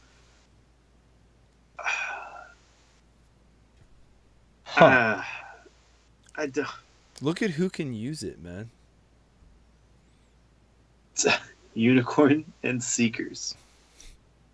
So Seekers are what? It's Crane and Dragon? Yeah, I think Scorpion too. Cool. So any of them feel like they need to chase the sun? No. No. Listen, Terrible. The sun can chase me for all I care. I ain't doing this shit. Dude, you gotta have this card available so that when your opponent plays Chisei District, you can just be like, it's too strong. I gotta go somewhere else. Your province is too strong. Or the holding is too strong. What did I do? Yeah. Why did I choose this holding? So let's drop that in terrible and let's keep on moving. Yeah, done. Yeah, it's pretty bad. I don't think anyone's gonna. But hey, next up we have Child of the Plains. This is a unicorn character, cavalry, and a scout. Cost 1, military 1, political 0, glory 0. Reaction. After a province this character is attacking is revealed, the attacker has the first action opportunity this conflict. Yeah? How does that sound? How does being able to take an action before the defender sound if you're attacking with unicorn? Huh? Okay. Real quick. So just coming from old L5R, Sneak Attack Deadly Ground was like the hotness. It won and it decided games. If you could Sneak Attack, take the first action, and then Deadly Ground to end the conflict before your opponent had any chance to react or do anything, then your opponent could not stop it. GG, good game. Like, you shake hands, done. Now, granted, there's not like an end to conflict phase card currently in the game. I don't know if there ever will be one. I'd be fine if it never happens. But sometimes having the first action in a conflict can be very impactful. If you're going to try to send somebody home, you're going to play a bow tech, you need something to impact before someone's stats gets buffed, where you can target them with something. Or even in the instance of being able to move someone out of the conflict, if you see something that might negatively impact you with like your maneuverability. So just some things to think about before you pass judgment on this card. I mean, for me, the thing that like what immediately came to mind was, what Jameson? You laugh? I'm sorry. Go ahead. I'm just laughing at his before we pass judgment because he knows what's coming. Yeah. He knows. Immediately, what came to mind when I saw this was the card we just talked about earlier, where it's the Age of Oh Scrum? god. Say it again? Which was it, the cost increasing one? No, the Hiruma Skirmisher. Oh, okay. Where you basically get the option to say, right, I attack. You know what? Let me take first action. I play Skirmisher, you can't choose that card. Oh. Well, you can't do that. You can't do the Skirmisher ability on the attack. Oh, rip! Then it's then it's over. Like the card's terrible. I mean, basically, like anytime you have the like getting the first action window, where you can just play, play anything debilitating. Your opponent, like any card that says, hey, you like events cost more to play, what have you. When your opponent's like gonna be low on like fate, would be one of the best examples of why this card at all would be playable. Because you're gonna limit options they have going into that conflict right from the jump. But I mean, I don't. The thing is, the card is so cheap. That's right. It's so one. Its idea what is are you a expecting scout. it to do? Like win you games? So it is for a good one card to fate? send off to trigger off provinces. Yeah. Yeah, and it's only when revealed. So it's like if it's already revealed, rip. It doesn't do anything. Ripperoni. Hey, it's cavalry. Hey. Yay. Yeah, I mean, that's good. I think guess. I think this is. I think as of right now, it's just kind of like thumbs down, but like I think it's got potential. I do, right? Okay. I think I like that. I like that line of thought. I think it's got to be flushed out more. I think there's going to be times when being able to make that first move is going to be more detrimental to that player, like that you've stolen that action, than it is right now in the current state. But so would you put this card in average? Right now, maybe below average. Okay. All right. I mean, I like the fact that it can participate in both challenges. That it's not a slash line. That's good. But I don't like the fact that it's a 0. Okay. So I'm going to vote average. Jameson's going to vote below average. Hollis, where are you putting it? Below average. Okay. That's where it goes. Next up, we have the War Dog Master. This is a unicorn character, Bushi. Cost 3, military 2, dash political, glory 2. Reaction. After this character is declared as an attacker, discard the top card of your dynasty deck. This character gets plus military until the end of the conflict. The bonus is equal to the printed cost of the discarded card. Little known bad publicity trivia fact: War Dog Master was Hollis's character in World of Warcraft. I'm sorry, what? Hello? Hello? How'd you know that? Who told you that? Yeah. Who told you that? It was just under abbreviated WDM. Hey, how'd you know that, man? That's I great. know everything, man. How you know that? So this card breaks up the two schools of thought I've seen in Unicorn: to yurt or not to yurt. If you don't yurt, you WDM. so then you get max benefit and you never flip a holding and you always get value out of the Dog Master. But if you yurt, you may flip a holding and then you get nothing. You get nothing for the Dog Master. That's all I got on this card, man. This card's variance to the max. It can, you could be sending this base stats, maybe +1. Best case, you flip like an Altasarnai, and then you get there. Now, neat thing about these cards is you're seeing things that bend and flip. It's more ways to accelerate cab reserves. Because if you send like one or two of these guys in and then they both flip, you're putting more things into your discard. Yeah. So, I'm in the average camp on this card. Yeah. I don't think this card's bad. I don't think this card's good. But I could see arguments for why you're playing this, but you can't count, like, your opponent knows just as much as you do what this card may turn into whenever it attacks. Yeah. The fact that it can swing so much, right? Like, it could potentially just be what it is, and maybe +1. But then it has a chance of adding like 4 or 5 to it, and then all of a sudden it's like, oh shit, this card that I was joking about, laughing at, just became a significant issue I have to think about. I really don't know why the hate is on for Unicorn so much, right? Like let's just say, okay, so all of us are really talking about it being, you know, under the, you know, the mediocre line. Sure. And unfortunately, like Unicorn, man, a whole pile of garbage is just leading up to hopefully Unicorn being, you know, all of this coming to fruition and somebody's big idea of what Unicorn is supposed to be. That picture is still cloudy for me because they seem to be all over the map and what's happening and what's going on here. It's like every time someone is designing something cool, they're like, you know what? This doesn't fit in any other faction. Let's just have a faction that we're just mashing a whole bunch of weird shit into it. Right? And so they're like, Unicorn. But I mean, this card, I mean, I think it doesn't help that it's not cavalry. Again, like I think basically what you want is to see cavalry trade on almost all of Unicorn cards.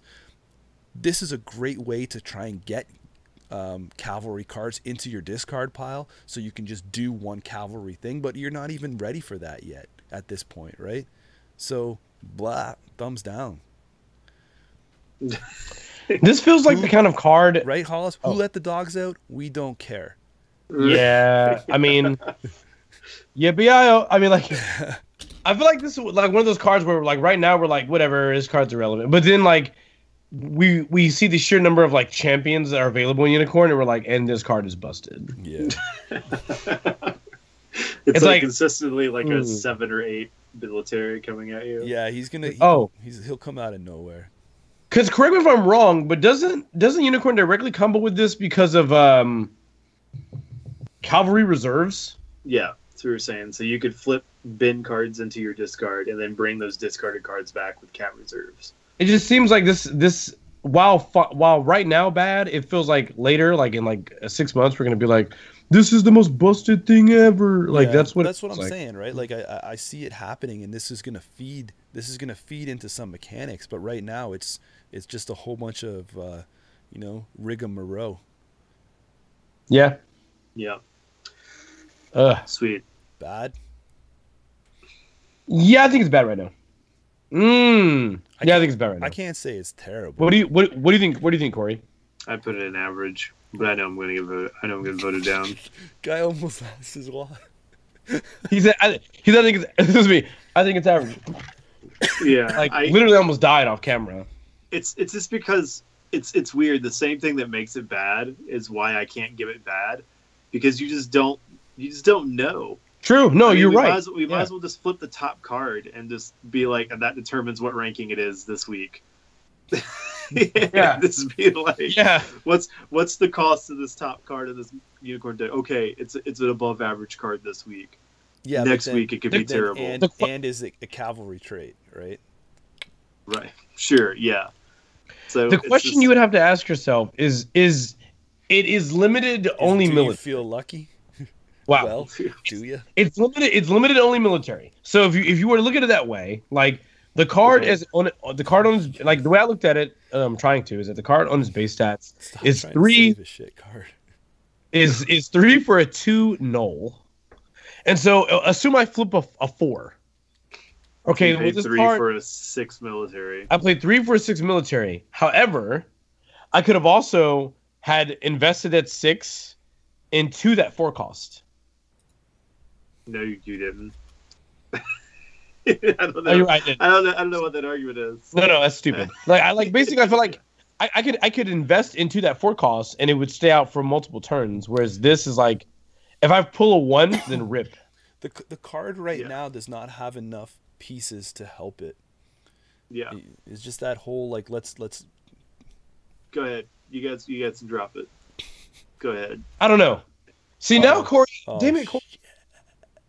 Because now I'm like, if the majority of my cards in my deck are 2+, then that means this card is always for the most part, I would say 70% of the time, this card is a 4 null. But you could flip a 3, 4, or 5. Right. Oh my goodness. Hollis, where you guys want? Can we just say below average? Then? Bump it to below average. I'm gonna bump it to below average. God. I'm like, I don't know, Corey. You messing with me, man. I can't believe I even got that. Corey, you messing with me, man. I don't like it. I don't like what you just did to me, buddy. The only reason I let it go is because it's the holiday season. No, there you go. Yeah, I don't know why. Right, so now we've got 4 neutral cards and we're done. Yeah, here we go, guys. Make a move here. So Censure. This is a 0-cost Imperial. Play only if you have the Imperial favor. Interrupt. When the effects of an event would initiate, cancel those effects. So do you want a free counterspell if you have the Imperial favor? Censure. I vote this card good. Good. Yeah. Not every clan can run it, because not every clan is going to be in control of the favor. I think that's what keeps it from being great. But you don't have to discard the Imperial favor, so you can still hold the favor and still cancel. You just have to get the favor. It's free. Yeah. So certain clans like Phoenix, Crane, and Crane already has Voice of Honor, so now they could play Voice of Honor and Censure, and Crane just becomes the blue counterspell deck of LFR. So. Thoughts? I can see this card being good, yeah. Definitely. I can see it being good. I can see it being good, but I don't know, man.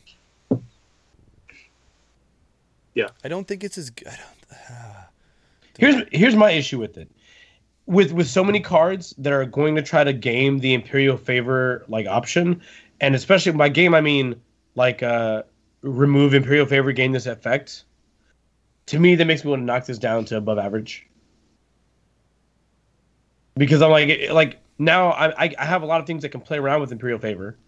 So if you're gonna ask me, like you mentioned Crane, if you're gonna ask me, do I want to play this card or play Master Super Yoshi, then well, I can already tell you what that answer is. Yeah. Super Yoshi's gonna win that one. So you vote for above average? Yes. All right, Jameson. Where are you notching it? I could see it being above average. Okay. And just because I feel like if games kind of, if you draw this opening, like, so obviously you can't play this first turn. And then if the game kind of like is a downhill slope for you after that, you might not be able to play this. But that being said, I do feel like there are some clans that can play this easier than others because they should be able to control the favor, like you mentioned, out of Crane, say, for example.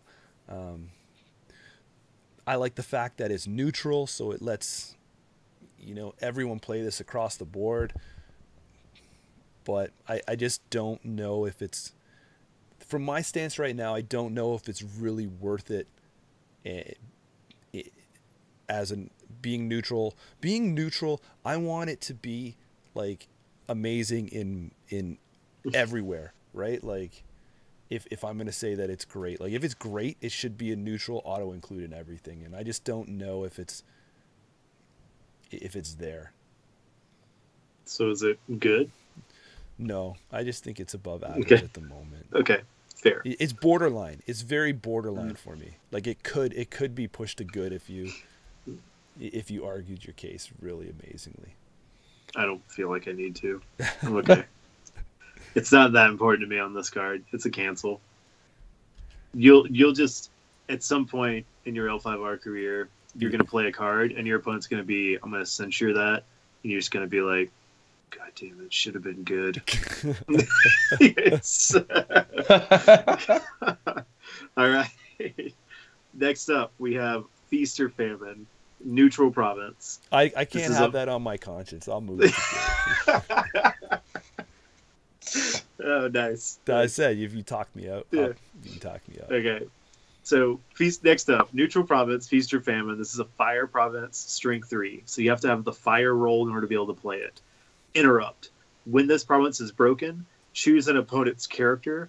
Move each fate from that character to a character you control with no fate. So Whoa. I play Lion, who's a fire roll. I love this province because I'm not putting fate on a lot of my guys, so I have a lot of targets. I also love this card called Charge. So being able to charge a guy in, and then if your opponent counters and hits this and breaks it, and then I'm gonna say, oh, cool. I'll take this fate off this dude and put on this guy I just charged in that I only paid 1 for and he's gonna hang around. I'm a huge fan of this card. But I play the faction that can play this province. Yeah. This is a whole different side of like this is a whole different side of like specifics that that we haven't seen that much of, right? You have to be fire.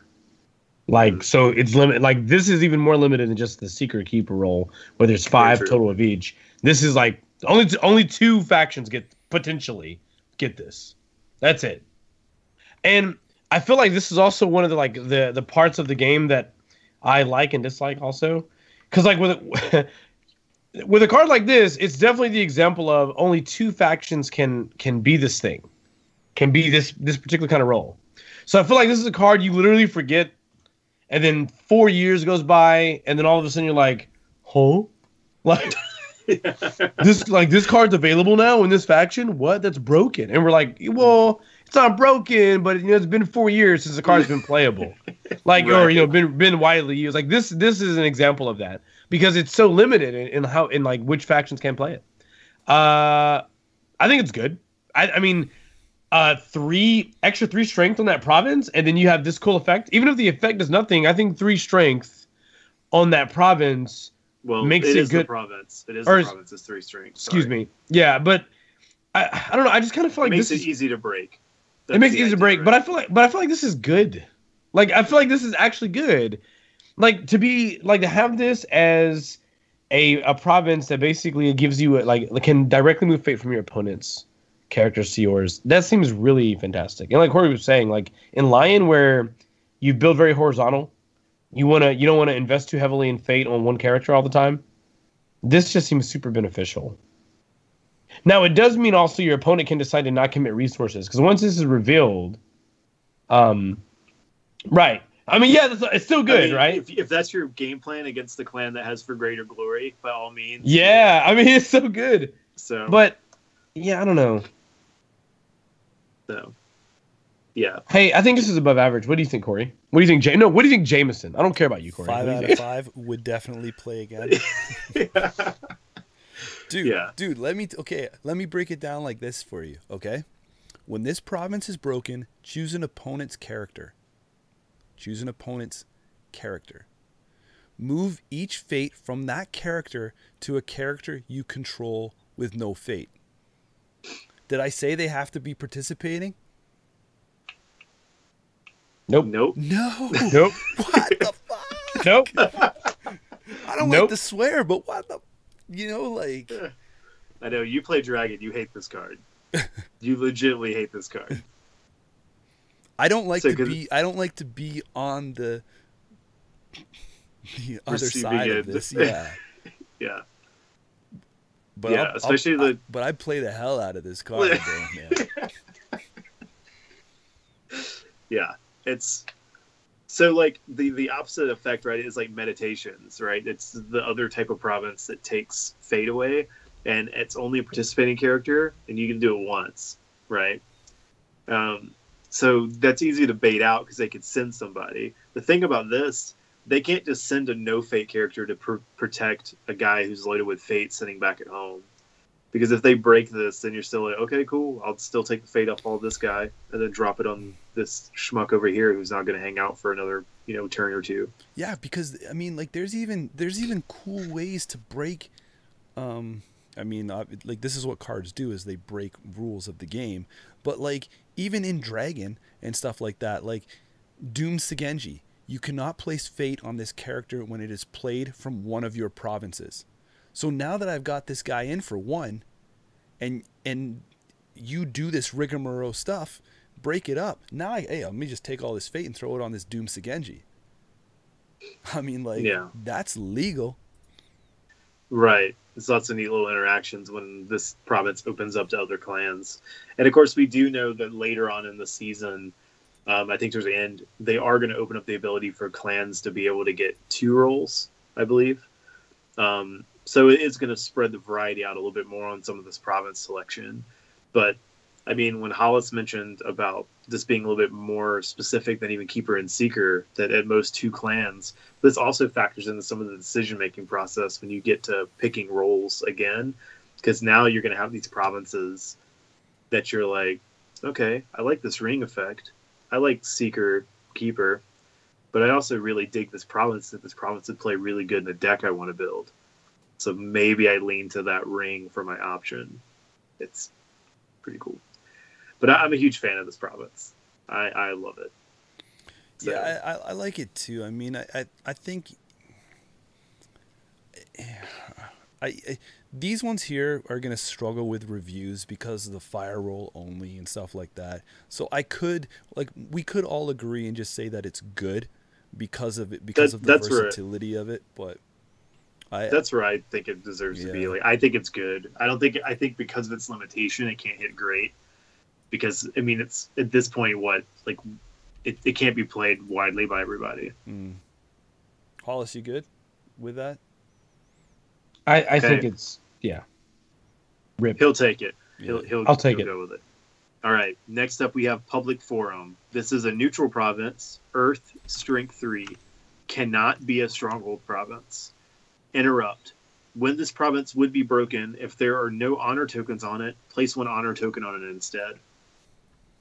So the honor token is irrelevant. You don't necessarily gain that honor, but it means that effectively this province has to be broken twice. That the first time they would break it, instead of breaking the province, you just put a token on it to note, and then they have to come back and break it again.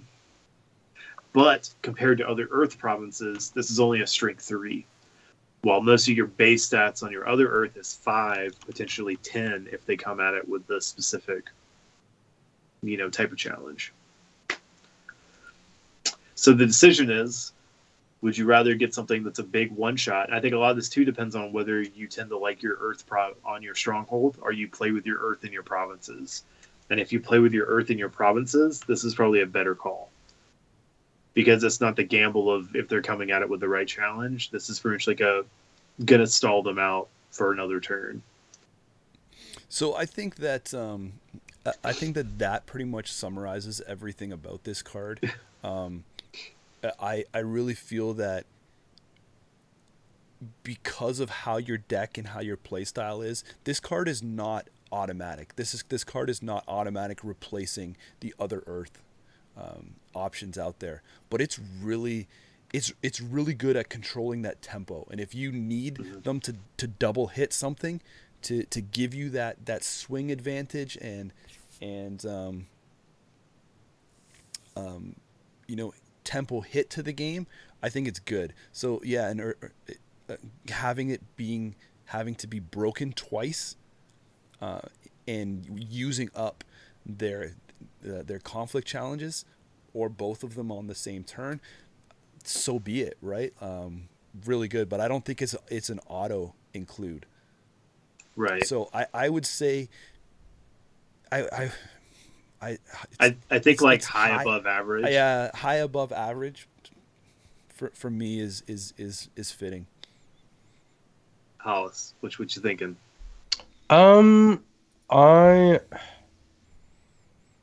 This is a card I would want to play first. Yeah. I think it's kind of hard to judge.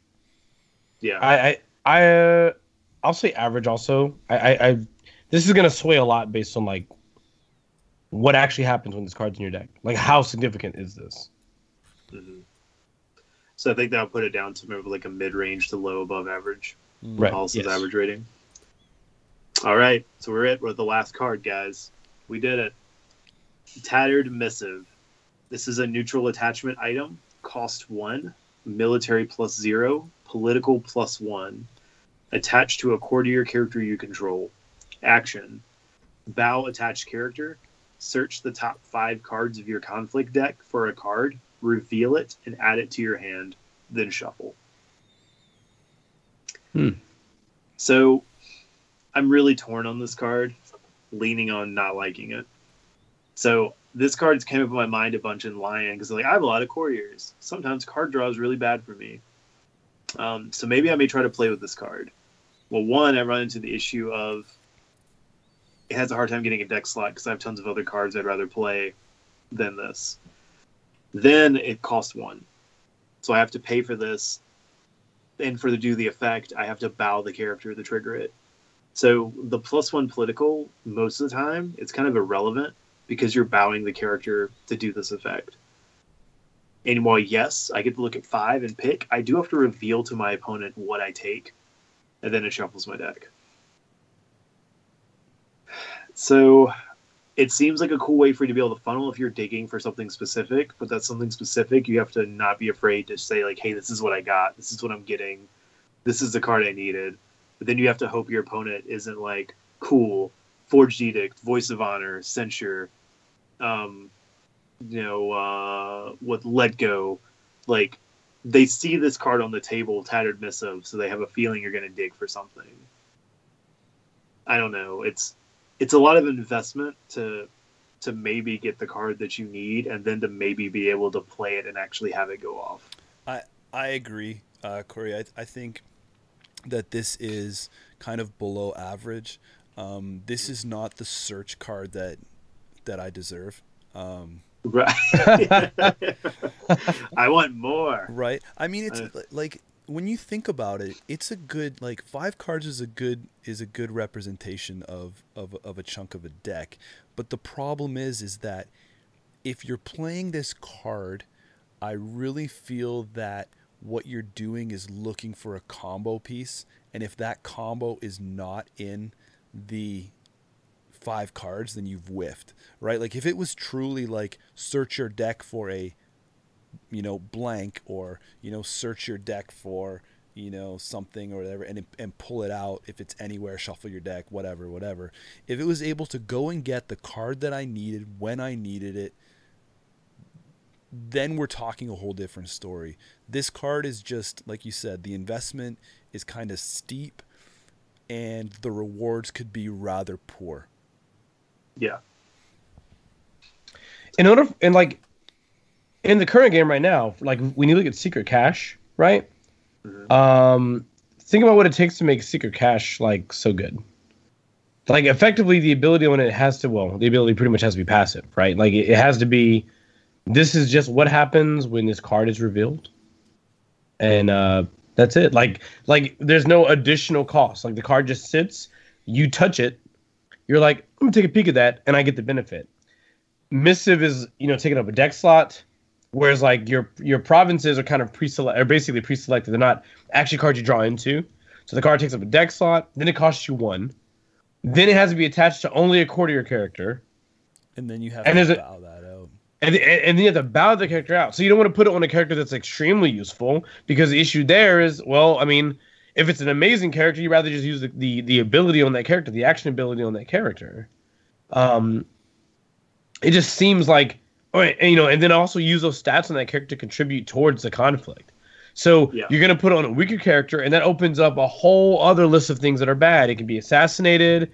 Like the card can straight up use Let Go on it. Like the unfortunate part is that in order for this card, the best case for this card is going to be on a weaker character that you don't really care if it contributes necessarily to the conflict that much. And if that's the case, well, I think it's just better to have a better card. Yeah. Most of the time, it's just better to have a better card. But who knows? Maybe you'll find a way to reduce attachments heavily. Daimo's favor, and I'm in the below average camp on this card.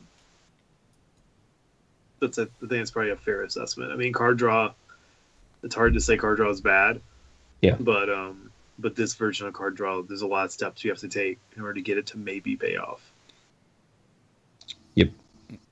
right? And you're still playing the card, right? And and you're revealing it. Yeah. So you show your opponent exactly what you take. So you're giving them an opportunity to react before you can even use it. Correct. Right. So I mean, potentially you could put it on the table and it get wiped out, and then you're just like, oh well, that was awesome. Yeah, I did all these pieces, this setup to make this happen, and it didn't even work. God, that's below average. Like, it's borderline above. It's below average, borderline bad. Yeah. Man, there you go. Really good pack. We did it.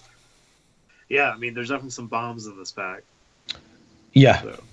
So. Cool. Everything's about balance. You got to have balance. Restore it. Thank you very much, everybody, for watching. For those keeping track at home and following along, even though this is the holiday season, we still should be in our regular time slot this Thursday, barring any crazy unforeseen holiday mishaps. Yeah, right. But we are planning to continue with our next pack down this road of L5R. The Imperial cycle. Yeah, Imperial cycling adventures. Cycling through the Imperial. So join us then. Thanks a bunch. Really appreciate everybody who sticks out for these and joins us, even for these off days, when you see the alert go off that you flood in here and hang out with us and participate in the chats. Give us a like, subscribe, find us on social media, all that. I think I should say rigmarole so I can... that phrase. I know. Like, for some reason, it's been my hot phrase the last couple of days. You guys have any closing thoughts? No, man. No, other than maybe talking again in another few days. Yeah, so. Agreed. Thank you very much. We'll be out. Cool. Good night, guys. Good night, everyone.